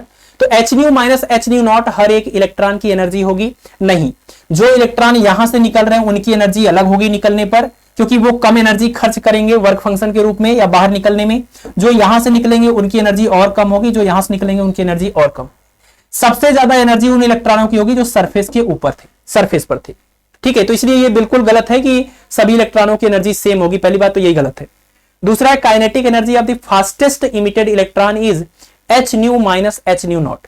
ये बिल्कुल करेक्ट आंसर है कि जो फास्टेस्ट मूविंग इलेक्ट्रॉन है, मतलब जो सरफेस से इलेक्ट्रॉन बाहर निकलेगा, और आपको पता है सरफेस से बाहर निकलने के लिए जो एनर्जी चाहिए होती है वो वर्क फंक्शन है, और जो मतलब इतनी एनर्जी खर्च हो जाएगी सरफेस को छोड़ने में, बाकी की एनर्जी हो जाएगी इसकी काइनेटिक एनर्जी। तो सबसे ज्यादा काइनेटिक एनर्जी सरफेस वाले इलेक्ट्रॉन की होगी, और उसके लिए हम यूज करेंगे आइंस्टीन का इक्वेशन की टोटल एनर्जी h न्यू का कुछ हिस्सा खर्च होगा सिर्फ इसको सरफेस से बाहर निकालने में वर्क फंक्शन के रूप में, जो कि h न्यू नॉट है। बाकी की एनर्जी हो जाएगी उस इलेक्ट्रॉन की काइनेटिक एनर्जी। ये इधर जाके माइनस होगा तो आपको काइनेटिक एनर्जी मिल जाएगा कितना, h nu minus h nu naught. और ये काइनेटिक एनर्जी इस सरफेस वाले इलेक्ट्रॉन की है या फास्टेस्ट मूविंग इलेक्ट्रॉन की है। ऑप्शन नंबर बी करेक्ट हो जाएगा। ठीक है ना, सभी इलेक्ट्रॉनों की एनर्जी सेम नहीं होती है, सबसे सरफेस पे जो है उनकी एनर्जी सबसे ज्यादा होगी और उन्हीं के लिए ये एक्सप्रेशन लिखा भी जाता है। बाकी अंदर वाले जो इलेक्ट्रॉन है वो सरफेस पर जाने में इधर कोलिजन में बहुत सारी एनर्जी का हिस्सा खर्च कर देते, तो वर्क फंक्शन कुछ कोलिजन में एनर्जी खर्च होगी, फिर जो बचेगा वो काइनेटिक एनर्जी बनेगी। लेकिन सरफेस वालों के लिए सिर्फ वर्क फंक्शन, बाकी जो बच गया वो काइनेटिक एनर्जी। तो सबसे ज्यादा काइनेटिक एनर्जी सरफेस वाले इलेक्ट्रॉनों की होती है, उसके अंदर वालों की कम होती जाती है। तो ऑप्शन नंबर बी करेक्ट हो जाएगा। ठीक है, चलिए अगला सवाल नेक्स्ट है क्वेश्चन नंबर 8। इसमें कह रहे हैं कि photo electric effect was first discovered by, सबसे पहले फोटो इलेक्ट्रिक इफेक्ट की फेनोमेना को किसने खोजा था? आंसर याद कर लीजिए, हर्ट्ज ने खोजा था। सबसे पहले हर्ट्ज ने फोटो इलेक्ट्रिक इफेक्ट की फेनोमेना को खोजा था। बाद में लेनार्ड और हालबास ने बहुत सारे एक्सपेरिमेंट किए, बहुत सारे ऑब्जर्वेशन लिए, जिसके बेसिस पर हम laws of photo electric effect जो लिखते हैं वो सारे ग्राफ के बेसिस पर हम डिस्कस करते हैं। ठीक है ना, और उसके बाद फिर आइंस्टीन ने फोटो इलेक्ट्रिक इफेक्ट की फेनोमेनन को प्रॉपर तरीके से एक्सप्लेन किया by using the Planck quantum principle, जिससे ये कंफर्म हो गया कि लाइट के पास डुअल नेचर होता है, अदरवाइज लाइट को एक वेव कंसीडर करते थे। ठीक है ना, तो लेनार्ड और हालबास ने एक्सपेरिमेंट किए थे, जो रिजल्ट मिल रहा था वो लिख रहे थे, लेकिन वो ये नहीं बताए थे कि ये क्यों घटना हो रही है, इसका कारण क्या है। उसका कारण बताया था आइंस्टीन ने प्लैंक के क्वांटम प्रिंसिपल को यूज करके। ठीक है ना, तो 3 स्टेप में याद रखिए। पता किया था, सबसे पहले देखा था, सबसे पहले हर्ट्ज ने कोई एक्सपेरिमेंट वो कर रहे थे, लेकिन उसके ऊपर काफी ज्यादा रिसर्च और बहुत सारा ऑब्जर्वेशन जो है वो लेनार्ड और हालबास ने लिए, लेकिन उसको एक्सप्लेन किया आइंस्टीन ने प्लैंक के क्वांटम प्रिंसिपल को यूज करके। यहीं से dual nature of light establish हो गया। ठीक है, चलिए नेक्स्ट क्वेश्चन देखते हैं। नेक्स्ट है हमारा क्वेश्चन नंबर 9। इसमें कह रहे हैं required condition for photo electric effect is, photo electric effect के लिए क्या रिक्वायर्ड कंडीशन है? तो वही बात है कि जो लाइट आ रही है उस लाइट की एनर्जी यानी इंसिडेंट फोटोन की एनर्जी वर्क फंक्शन से कम नहीं होनी चाहिए, क्योंकि अगर उससे कम एनर्जी देंगे तो इलेक्ट्रॉन सरफेस को छोड़ ही नहीं पाएगा। कम से कम तो आपको वर्क फंक्शन के बराबर एनर्जी देनी पड़ेगी, तब जाकर के वो सरफेस को छोड़ देगा, लेकिन उसकी काइनेटिक एनर्जी 0 होगी। अगर आपने जो एनर्जी दिया वो वर्क फंक्शन से थोड़ी ज्यादा है तो थोड़ी एनर्जी खर्च हो गई वर्क फंक्शन के रूप में, बाकी बन गई काइनेटिक एनर्जी। यानी कि एच न्यू की वैल्यू या तो वर्क फंक्शन वाली एनर्जी से ज्यादा रहे या फिर उसके इक्वल रहे, उससे कम हुआ तो सही नहीं है, फोटो इलेक्ट्रिक इफेक्ट की फिनोमेना नहीं हो। तो यही वो कंडीशन है जिसमें फोटो इलेक्ट्रिक इफेक्ट हो सकता है, अदरवाइज पॉसिबल नहीं। ठीक है, चलिए नेक्स्ट है क्वेश्चन नंबर 10। इसमें कह रहे हैं A metal surface is illuminated by a light of given intensity and frequency to cause photo emission. If the intensity of illumination is reduced to 1/4 of its original value, यानी intensity को कह रहे हैं कि प्रारंभिक मान का 1/4 कर दिया गया, then the maximum kinetic energy of emitted photoelectron would become. किसी सरफेस के ऊपर जो लाइट इंसिडेंट हो रही थी उस लाइट की कुछ अपनी इंटेंसिटी और फ्रीक्वेंसी थी।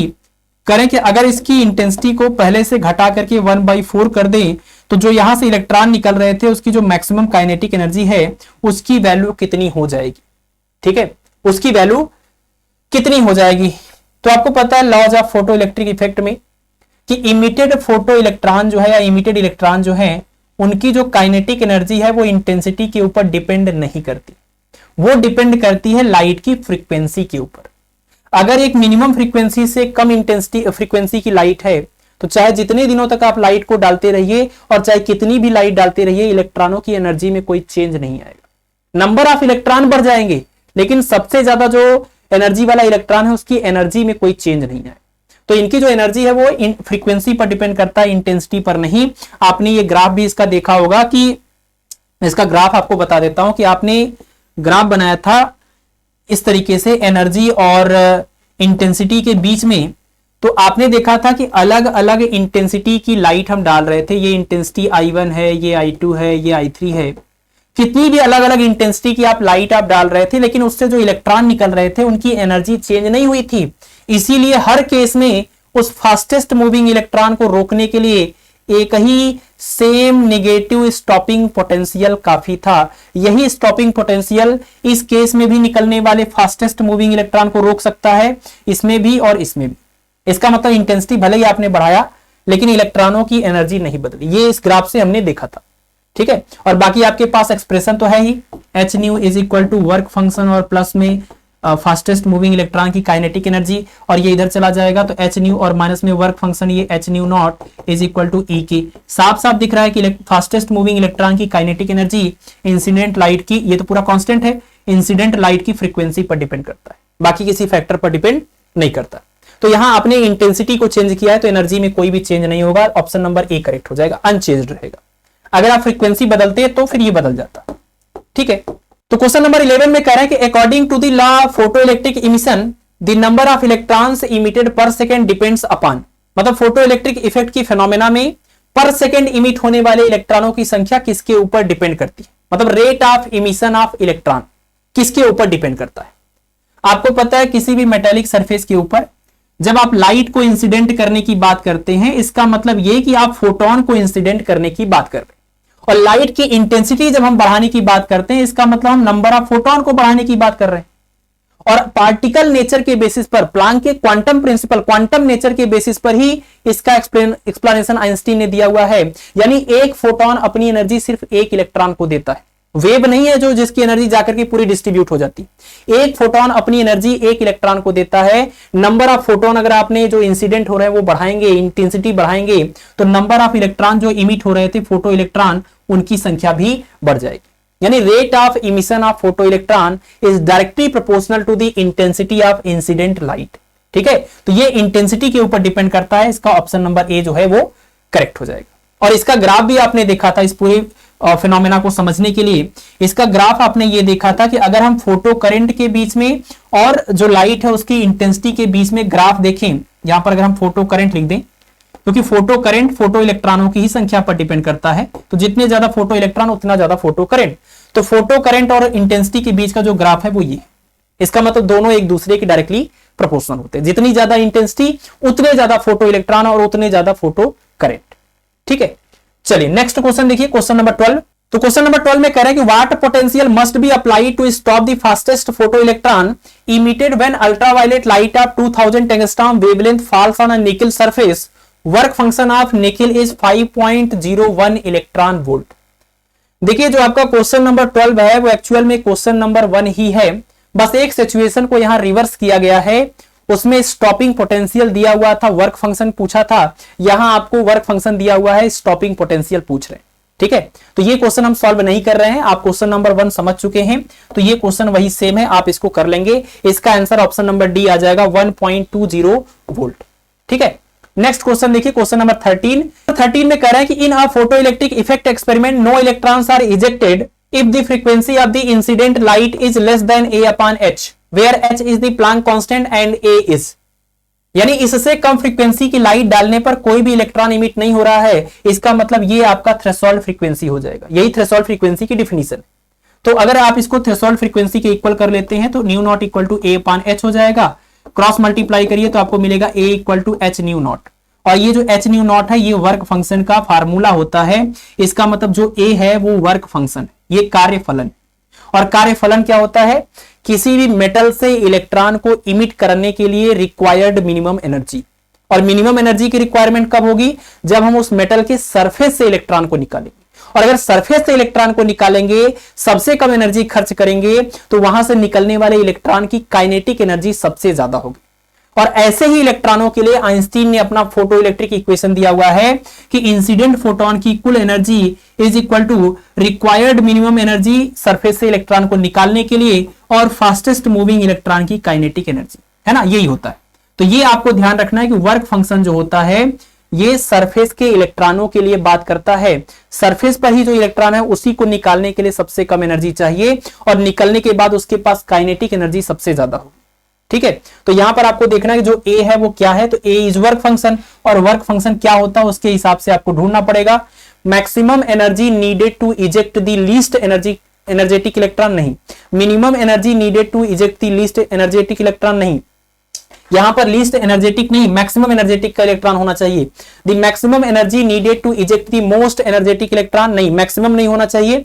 The minimum energy needed to eject the most energetic electron, most energetic इलेक्ट्रॉनों को निकालने के लिए रिक्वायर्ड मिनिमम एनर्जी को ही वर्क फंक्शन बोलते हैं। ऑप्शन नंबर डी जो है वो करेक्ट हो जाएगा। ठीक है, चलिए आगे बढ़ते हैं, अगला क्वेश्चन देखते हैं, क्वेश्चन नंबर 14।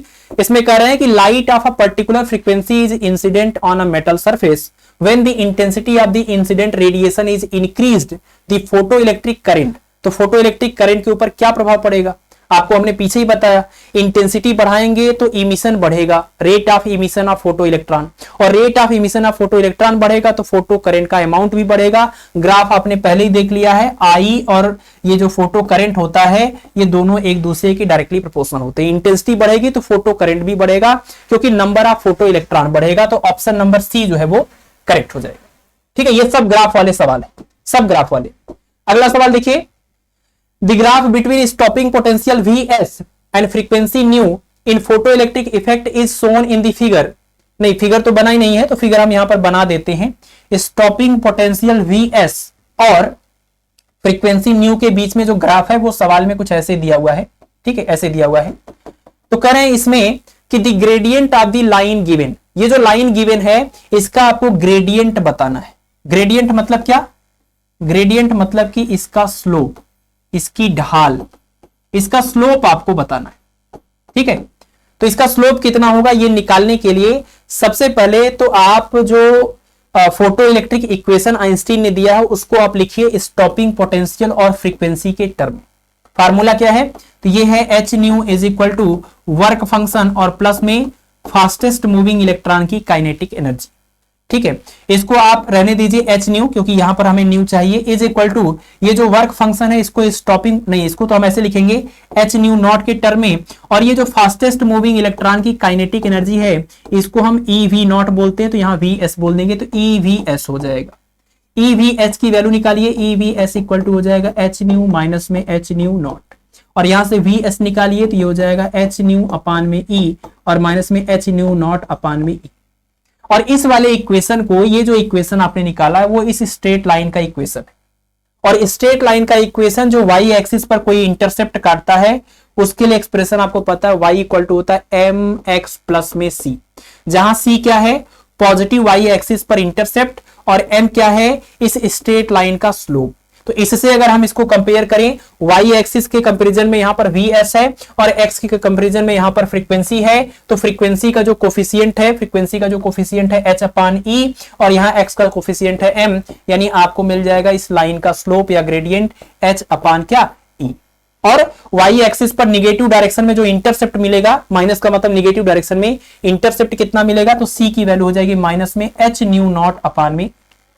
ठीक है, तो बस आपको यही याद रखना है कि आइंस्टीन का फोटो इलेक्ट्रिक इक्वेशन है, उसको इस फॉर्म में कन्वर्ट कर लीजिए, दो वेरिएबल के फॉर्म में, और इसको स्ट्रेट लाइन के इक्वेशन से कंपेयर कर लीजिए, तो आपको यहां से ग्रेडियंट भी मिल जाएगा, आपको यहां से इंटरसेप्ट भी मिल जाएगा। फिलहाल इन्होंने ग्रेडियंट पूछा था, तो ऑप्शन नंबर बी करेक्ट हो जाएगा। तो क्वेश्चन नंबर 16 में कह रहे हैं कि which one of the following is used as a coolant moderator in a nuclear reactor. एक न्यूक्लियर रिएक्टर में कूलेंट और मॉडरेटर के रूप में किसका इस्तेमाल किया जाता है। देखिए, कूलेंट का काम होता है हीट को एब्जॉर्ब करना, ठंडा करना, और मॉडरेटर का काम होता है फास्ट मूविंग न्यूट्रॉनों की स्पीड को कम करके न्यूक्लियर फिजन को पॉसिबल कराना। बहुत ज्यादा गति वाले जो न्यूट्रॉन होते हैं वो न्यूक्लियर फिजन के लिए उपयुक्त नहीं होते, तो उनकी स्पीड को कम करने के लिए मॉडरेटर है, और जो बहुत ज्यादा हीट प्रोड्यूस हो जाता है फिजन के प्रोसेस में, उसको एब्जॉर्ब करने के लिए, ठंडा करने के लिए कूलेंट का इस्तेमाल किया जाता है। तो इन दोनों ही केस में हम इस्तेमाल करते हैं हैवी वाटर का। ठीक है ना, हैवी वाटर कूलेंट का भी काम कर सकता है और मॉडरेटर का। ठीक है, तो ये न्यूक्लियर रिएक्टर में हमने आपको बताया था। तो क्वेश्चन नंबर 17 में कह रहे हैं कि if 25% of a radioactive material decays in 5 years, how much of the original material will be left undecayed after 20 years. अगर 5 साल में 25% डिके हो गया तो 20 साल में कितना अनडिकेड रहेगा। देखिए, 5 साल में अगर 25% डिके हुआ, इसका मतलब 75% अनडिकेड था। अनडिकेड मतलब बची हुई मात्रा का परसेंटेज, किसके रिस्पेक्ट में, इनिशियल अमाउंट के रिस्पेक्ट में 75% बच गया। ठीक है, आपको पता है कि इनिशियल को n नॉट से और फाइनल वाली वैल्यू को या बची हुई वैल्यू को n से रिप्रेजेंट करते हैं। तो ये जो 75% है वो n upon n not into 100 की वैल्यू है, लेकिन 100 लिखेंगे तो सिर्फ 75 रहेगा, और यहां पर अगर n अपान n नॉट लिखते हैं तो ये 75 अपान 100 हो जाएगा। ठीक है, तो ये आप यहां से सॉल्व कर लीजिए, 3/4 आ जाएगा, इसको आप इक्वेशन नंबर 1 बना लीजिए। और आपके पास ये इक्वेशन है ही, n equal to n naught E power minus में लैम्डा टी डिसइंटीग्रेशन कांस्टेंट, यहां से आप n अपान n नॉट के लिए एक्सप्रेशन बन जाएगा ई पावर में माइनस लैम्डा टी। ये एक्सप्रेशन को आप दोनों ही केस में इस्तेमाल करिए, केस नंबर 1 में और केस नंबर 2 में। केस नंबर 1 में n अपान n नॉट की वैल्यू पता है 3/4 is equal to E power minus lambda into 5, equation number 2। Case number 2 यानी 20 साल के लिए यही इक्वेशन लिखिए, लेकिन यहां पर n अपान n नॉट लिखना होगा क्योंकि अभी आपको ये कैलकुलेट करना है ई पावर माइनस लैम्डा इंटू में 20, और 20 जो है उसको हम लिख सकते हैं ई पावर माइनस में 5 लैम्डा के पावर 4, क्योंकि आपको पता है a power m power n power आपस में मल्टीप्लाई होते हैं, तो ये इससे मल्टीप्लाई होकर के ये मिल जाएगा। और e पावर माइनस 5 लैम्डा हमने क्यों किया, क्योंकि इसकी वैल्यू हमें यहां से पता है 3/4, यहां आप रखेंगे 3/4 और इसका पावर करेंगे क्या 4, और यहां से जो वैल्यू आएगी वो भी परसेंटेज अमाउंट ही होगी, वो भी अनडिकेड अमाउंट भी ही होगा, लेकिन अभी ये परसेंटेज में नहीं आएगा। इसको आपको 100 से मल्टीप्लाई करना होगा तब ये परसेंटेज में आएगा। इसको आप सॉल्व करेंगे, 100 से मल्टीप्लाई करेंगे तो इसके अप्रोक्सीमेट वैल्यू आएगी, एग्जैक्ट नहीं आएगा, इसके अप्रोक्सीमेट 31 पॉइंट समथिंग वैल्यू आ जाएगी, तो आंसर हो जाएगा ऑप्शन नंबर डी। ठीक है ना, यानी ये जो वैल्यू है वो किसकी वैल्यू है, n upon n not into 100 की, यानी 3/4 का पावर 4 इंटू 100 की। इसकी वैल्यू आप सॉल्व करेंगे 31 point something percent, that is option के अकॉर्डिंग हो जाएगा 32%। ठीक है, चलिए अगला सवाल देखते हैं। नेक्स्ट है क्वेश्चन नंबर 18। तो क्वेश्चन नंबर 18 में कह रहे हैं कि arrange the following according to the penetration power of the rays, यानी अल्फा बीटा और गामा रेज को उनके पेनिट्रेशन पावर या भेदन क्षमता के आधार पर यहां पर अरेंज करना है। ठीक है, यहां पर दो इंपॉर्टेंट बात आप याद रखिए, एक तो हम बात कर लेते हैं मास की और दूसरी बात कर लेते हैं काइनेटिक एनर्जी कह लीजिए या फिर स्पीड की।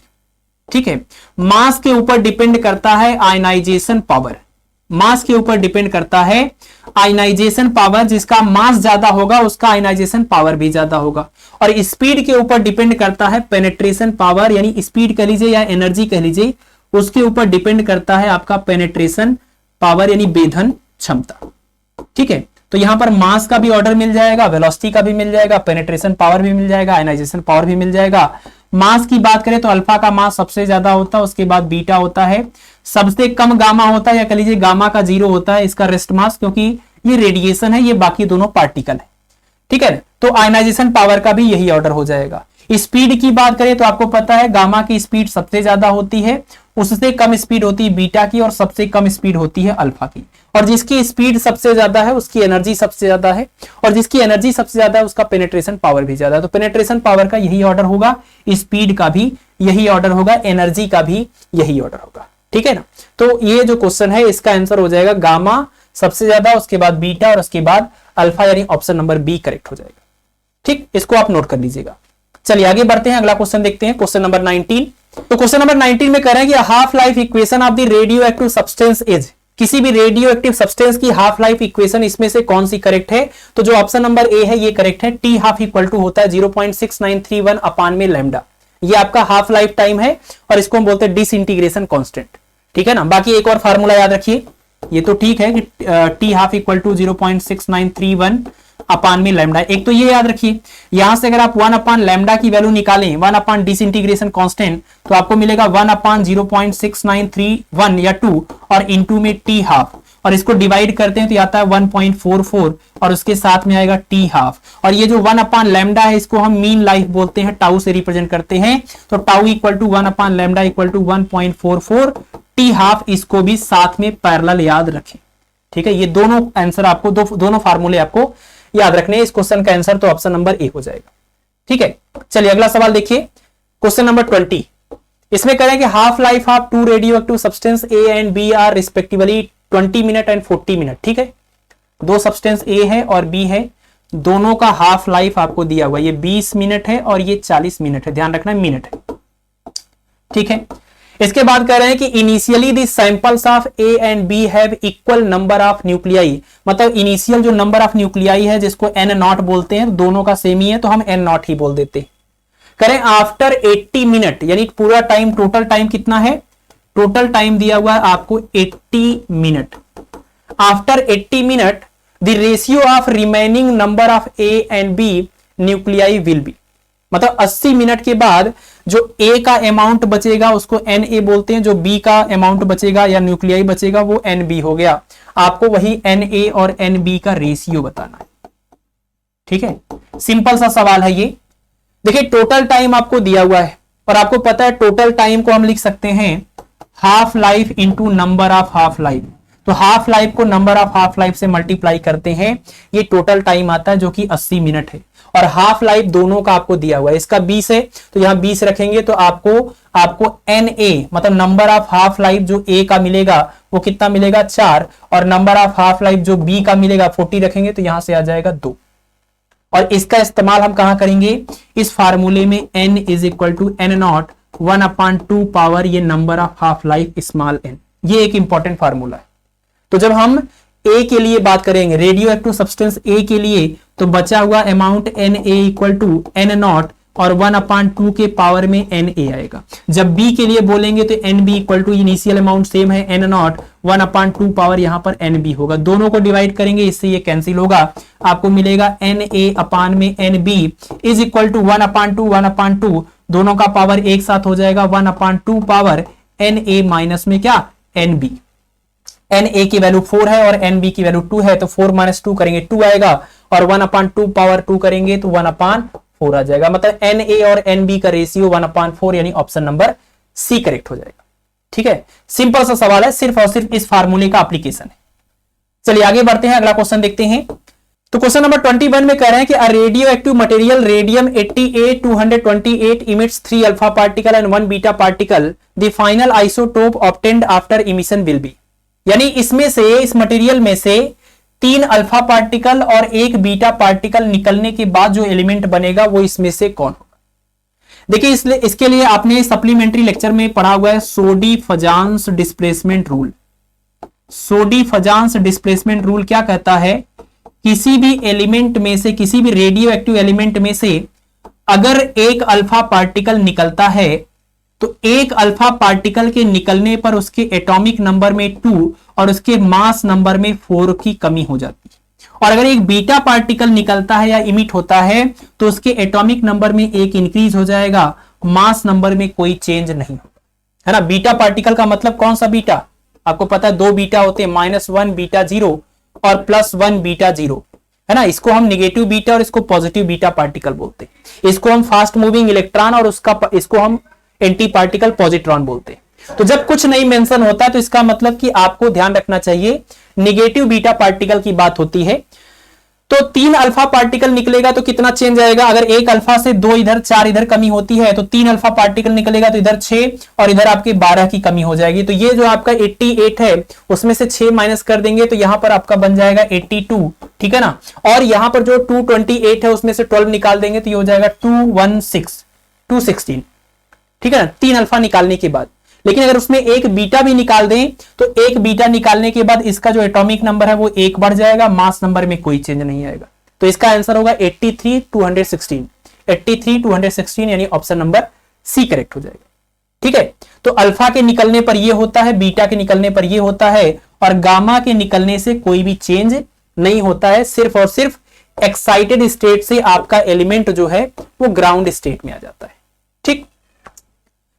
नेक्स्ट देखिए क्वेश्चन नंबर 22, इसमें कह रहे हैं the activity of a radio active decreases to 1/3 of its initial value R naught is in 9 years then after passing 18 years activity will be. Activity आपको पता है, एक्टिविटी मतलब rate of decay of radio active element, dN/dt को हम activity are बोलते, ठीक है।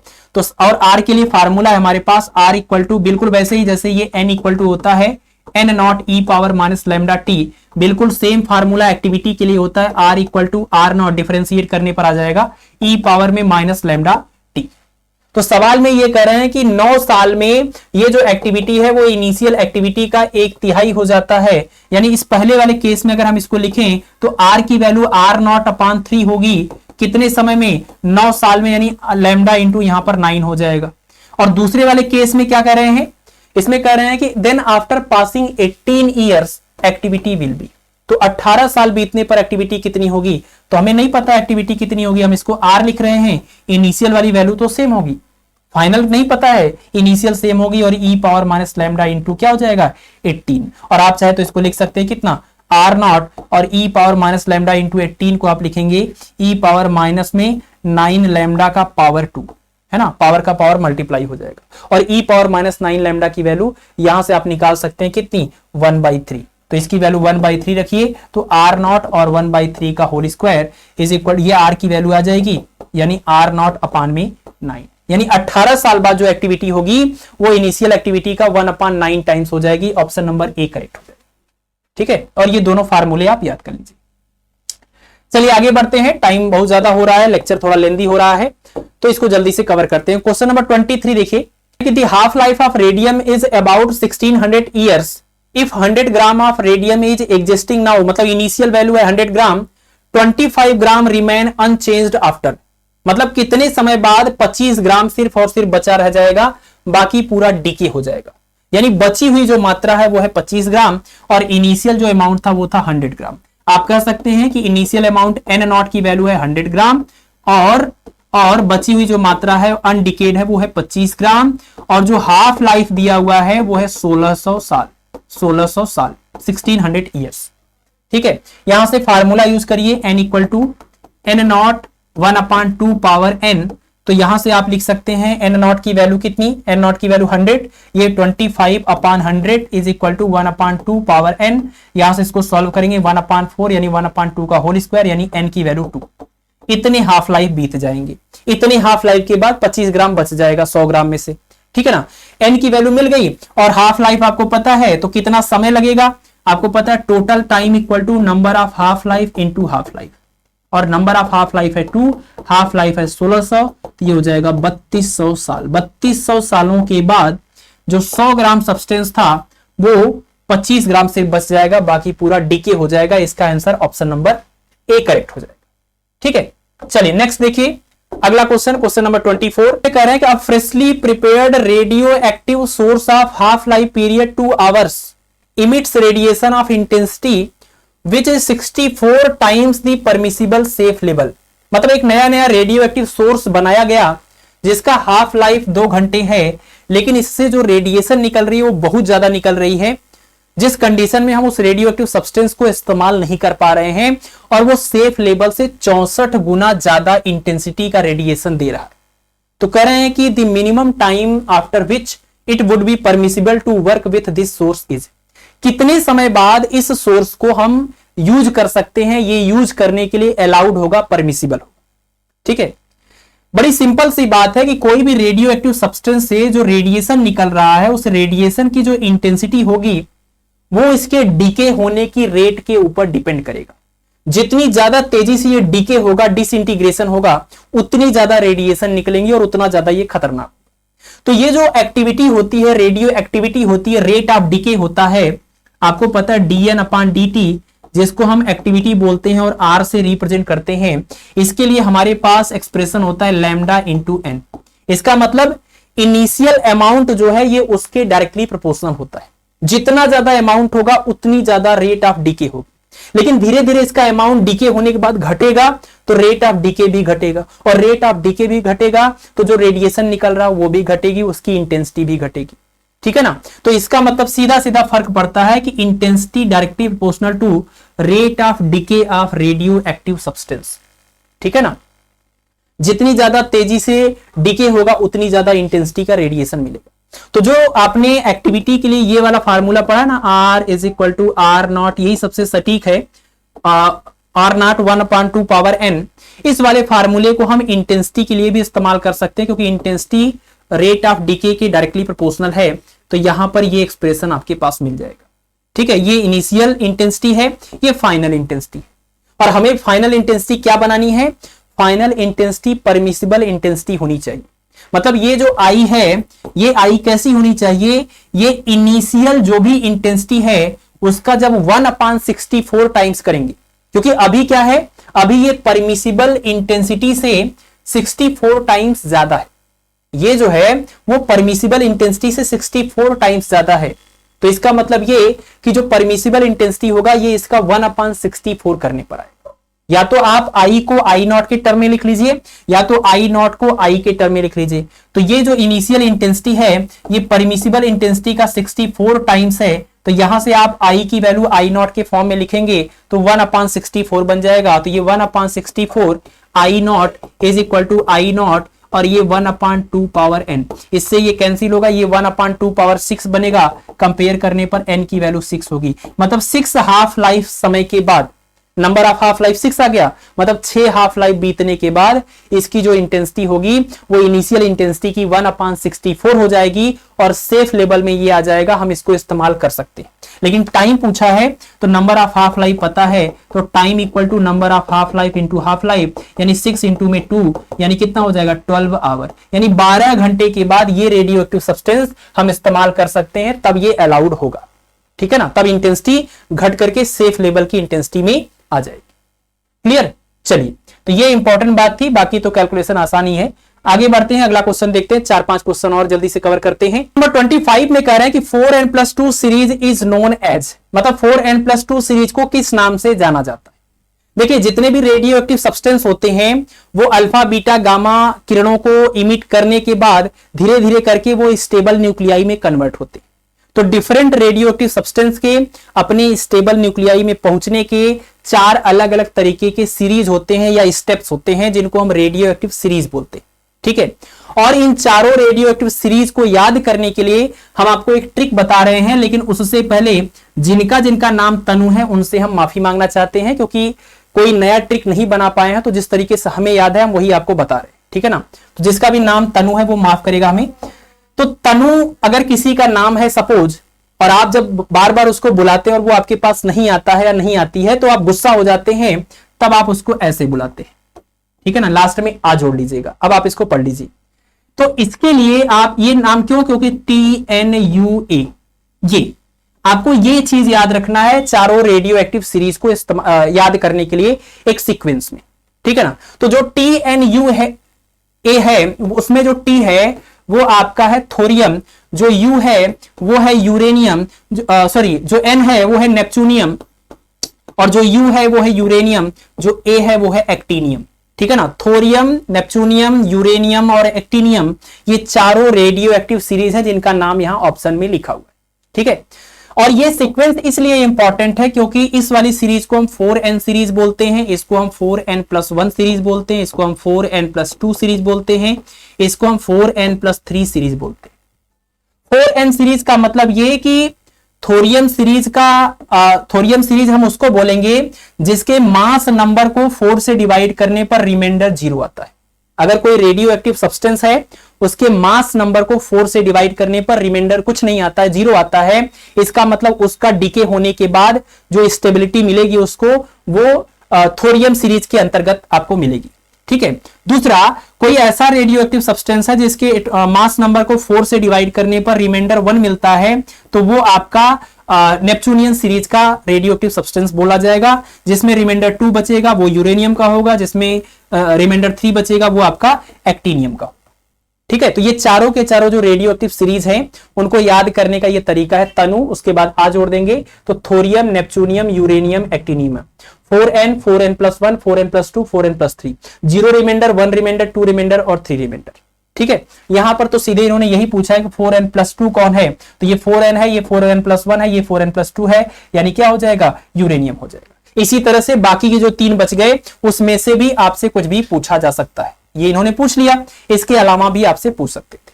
ठीक है। तो चारों रेडियो एक्टिव सीरीज को याद करने का ये तरीका है, इस ट्रिक को आप याद कर लीजिए, या कोई और अच्छा हो तो बढ़िया। नेक्स्ट देखते हैं।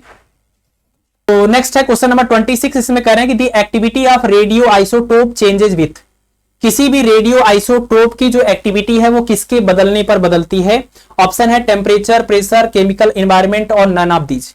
तो आपको पता है कि रेडियो एक्टिविटी एक न्यूक्लियर प्रोसेस है, एक स्पॉन्टेनियस प्रोसेस है। कौन सा न्यूक्लियस कब डिके होगा, कितने समय में डिके होगा, ये आपको नहीं पता होता है। तो ये जो न्यूक्लियर प्रोसेस है ये किसी भी एक्सटर्नल इफेक्ट से प्रभावित नहीं होता है, चाहे आप टेम्परेचर, प्रेशर और केमिकल एनवायरनमेंट कुछ भी रखिए, इससे कोई फर्क नहीं पड़ता। उसको जब डिके होना होगा वो तभी डिके होगी, इसके बदलने से कोई भी परिवर्तन नहीं आएगा। इसलिए ऑप्शन नंबर डी करेक्ट हो जाएगा। ठीक है ना। यानी आप रेडियो एक्टिविटी को प्रभावित नहीं कर सकते, वो अपने हिसाब से ही होकर रहे। ठीक है। क्वेश्चन नंबर 27 देख लीजिए कि half life of a radio active substance या sample is X time its mean life, the value of X is. जो हाफ लाइफ है वो मीन लाइफ का x गुना है, तो x का मान कितना है। हाफ लाइफ जो है यानी टी हाफ जो है वो मीन लाइफ का x गुना है, तो x का मान कितना होगा। आपके पास फार्मूला है मीन लाइफ और हाफ लाइफ के बीच का रिलेशन। क्या रिलेशन होता है, तो रिलेशन ये होता है कि मीन लाइफ इक्वल टू होता है 1/λ के, और हाफ लाइफ के लिए फार्मूला जो है वो है 0.6931 अपान में लैम्डा के। यहां से आप चाहे तो 1/λ की वैल्यू निकालें तो ये कितनी आ जाएगी, ये हो जाएगी टी हाफ और अपान में 0.6931 या 32, और इसी 1/λ को मीन लाइफ बोल रहे हैं। तो क्या हम बोल सकते हैं कि lambda is equal to T half और अपान में 0.6931। इसी को डिवाइड करने के बाद 1.44 आता है, लेकिन यहां उस तरह का ऑप्शन दिया नहीं। ठीक है। तो ये आपके पास रिलेशन होता है मीन लाइफ और हाफ लाइफ के बीच में।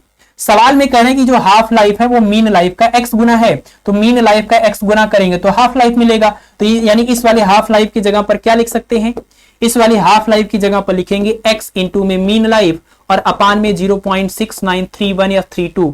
मीन लाइफ से मीन लाइफ कैंसिल, x की वैल्यू आ जाएगी 0.6931 या फिर 32। यानी इस क्वेश्चन का आंसर 30 दिया हुआ है, ऑप्शन नंबर बी करेक्ट हो जाएगा। ठीक है। तो बस ये आपको ध्यान रखना है कि ये कैसे आपस में कन्वर्ट होते हैं। अगर आपने सिर्फ 1.44 याद किया है तो कंपेयर करने में थोड़ी दिक्कत आ सकती है। ठीक है। चलिए नेक्स्ट है क्वेश्चन नंबर 28 में कह रहे हैं कि possible units for the disintegration constant lambda is, यानी विघटन स्थिरांक या डिसइंटीग्रेशन कांस्टेंट लैम्डा की कौन सी यूनिट यहां पर पॉसिबल है। किलोग्राम पर सेकंड, सेकंड पर किलोग्राम, आवर और 1/d। ठीक है। देखिए आपके पास फार्मूला होता है टाउ इक्वल टू 1/λ, आप यहीं से सोच लीजिए। टाउ जो है वो मीन लाइफ है जो कि टाइम का यूनिट है, तो डिसइंटीग्रेशन कांस्टेंट लैम्डा का यूनिट हो जाएगा 1/टाउ का यूनिट, यानी 1/टाइम का यूनिट, 1/टाइम का यूनिट। तो 1/टाइम के रूप में ऑप्शन नंबर डी दिख रहा है, 1/डे, day is the unit of time. तो इसका मतलब 1/डे पॉसिबल है, बाकी कोई भी पॉसिबल नहीं। ठीक है ना, बाकी कोई भी पॉसिबल नहीं। नेक्स्ट देखिए क्वेश्चन नंबर 29, इसमें कह रहे हैं दी half life period of I-53-125 is 60 days, What % of radio activity would be present after 180 days. Radio activity मतलब एक्टिविटी जिसको हम रेट ऑफ डीके आर बोलते हैं। तो ये एक रेडियो एक्टिव मटेरियल दिया हुआ है, इसका हाफ लाइफ 60 डेज है। तो 160 दिनों के बाद कितना परसेंट एक्टिविटी रह जाएगा, ठीक है। तो 160 यानी ये टोटल टाइम दिया हुआ 180 है, 180 डेज, और यहां पर आपको हाफ लाइफ दिया हुआ है कितना, ये है 60 डेज। तो आपको फार्मूला ये पता है कि total time equal to number of half life into half life, यहां 180 और यहां 60 रख दीजिए, तो n की वैल्यू मिल जाएगी आपको 3। मतलब 3 हाफ लाइफ के बाद कितना परसेंट एक्टिविटी रह जाएगा। एक्टिविटी का फार्मूला है R is equal to R naught 1/2 power small n। तो ये जो एक्टिविटी है ये बची हुई एक्टिविटी है और ये इनिशियल एक्टिविटी। तो अगर हमें परसेंटेज में बताना है दैट मीन्स हमें क्या चाहिए, हमें चाहिए R/R नॉट इंटू 100। तो यहां पर क्या मिलेगा 1/2 पावर n इंटू क्या 100, ठीक है। तो 1/2 पावर n, तो 1/2 पावर n मतलब कितना है, n की वैल्यू है 3 और इंटू में ये 100, यहां से आंसर परसेंटेज में आ जाएगा, यानी 1/8 इंटू में 100 और 100 को 8 से डिवाइड करेंगे 12.5% आएगा। ऑप्शन नंबर बी करेक्ट हो जाएगा। यानी 3 हाफ लाइफ के बाद या 180 दिनों के बाद 12.5% एक्टिविटी रह जाएगी, ठीक है। चलिए अब आज की इस क्लास का लास्ट क्वेश्चन देखते हैं, इसके बाद आपका ये लेक्चर कंप्लीट हो जाएगा। और एक बड़ा ही इंपॉर्टेंट क्वेश्चन है ये, कह रहा है कि a radioactive nucleus can decay by 2 different processes with half life T1 and T2 respectively, the effective half life T of the nucleus is given by. मतलब एक रेडियो एक्टिव सब्सटेंस 2 अलग अलग प्रोसेस से जब डीके होता है तो उसका हाफ लाइफ T1 और T2 रहता है। जब वो कंबाइंड वे में डीके होता है तो उस time effective half life T रहता है। आपको T1 और T2 के बीच का रिलेशन बताना, ठीक है। सिंपल सी बात है कि जो रेट ऑफ डीके है पहले प्रोसेस में, जो रेट ऑफ डीके है दूसरे प्रोसेस में, 2 पार्ट में जो डीके हो रहा था जब वो इकट्ठा डीके होगा तो वो जो रेट ऑफ डीके होगा वो बाकी दोनों रेट ऑफ डीके के सम के क्या होगा, इक्वल होगा। तो पहले प्रोसेस में रेट ऑफ डीके की अगर बात करें तो ये λ1 n हो जाएगा, दूसरे प्रोसेस में हो जाएगा λ2 n। क्योंकि हाफ लाइफ अलग है तो रेट ऑफ डीके में जो डिसइंटीग्रेशन कांस्टेंट आ रहा है वो भी डिफरेंट होगा, क्योंकि फार्मूला है tau equal to 1/λ equal to 1.44 t half life अलग होगा तो डिसइंटीग्रेशन कांस्टेंट भी अलग होगा, ठीक है। तो पहले प्रोसेस में हाफ लाइफ T1 है तो डिसइंटीग्रेशन कांस्टेंट को हम λ1 बोल देते हैं, दूसरे में हाफ लाइफ T2 है डिसइंटीग्रेशन कांस्टेंट को λ2 बोल देते हैं, तीसरे केस में हाफ लाइफ T है तो डिसइंटीग्रेशन कांस्टेंट को λ बोल देते हैं। तो तीसरे केस में जो जनरल वाला केस होगा उसमें लिखा जाएगा माइनस में λ इंटू में n। लेकिन वही बात है जब इकट्ठा कंबाइन होकर डीके होगा तो वो रेट ऑफ डीके बाकी दोनों रेट ऑफ डीके के सम के इक्वल होगा, ठीक है ना। तो यहां से हम लिख सकते हैं R1 की जगह पर क्या माइनस λ1n और R2 की जगह पर माइनस λ2n और R की जगह पर माइनस λ इंटू n। यहां से इसको सॉल्व करेंगे तो λ इक्वल टू मिलेगा λ1 प्लस λ2 के। यानी जो डिसइंटीग्रेशन कांस्टेंट है उसका भी रिलेशन याद रखिए कि λ इक्वल टू λ1 प्लस λ2। और यहां से λ और t हाफ के बीच का रिलेशन अगर आप देखें तो λ इक्वल टू आपको क्या मिलने वाला है, tau equal to 1/λ equal to 1.44 t half. आप यहां से λ की वैल्यू निकालिएगा तो λ की वैल्यू कितनी हो जाएगी, ये पूरा आके डिवाइड करेगा तो 1/1.44 और ये इफेक्टिव डिसइंटीग्रेशन कांस्टेंट है तो इफेक्टिव हाफ लाइफ, और इसके अपान में आएगा 1.44 पहले वाले केस में T1, इसी तरह से दूसरे वाले केस में 1.44 T2। 1.44 तीनों जगह से cancel, 1/t equal to 1/T1 plus 1/T2 हो जाएगा, ठीक है। ये रिलेशन आ जाएगा हाफ लाइफ के बीच में, ठीक है। तो 1/T1 plus 1/T2 equal to 1/T, option number A correct हो जाएगा। क्लियर। तो बस इसी के साथ आज का ये लेक्चर समाप्त होता है और अभी मॉडर्न फिजिक्स के आपके 2 और लेक्चर आएंगे, लेक्चर नंबर 47 और 48, जिसमें टीजीटी पीजीटी का मॉडर्न फिजिक्स कंप्लीट होगा। जीआईसी का मॉडर्न फिजिक्स अभी हम पेंडिंग रखेंगे, जब जीआईसी वाली वैकेंसी आ जाएगी तब हम उसके पूरे सप्लीमेंट्री लेक्चर प्रोवाइड करेंगे, तब हम उसके ऊपर क्वेश्चंस भी करेंगे।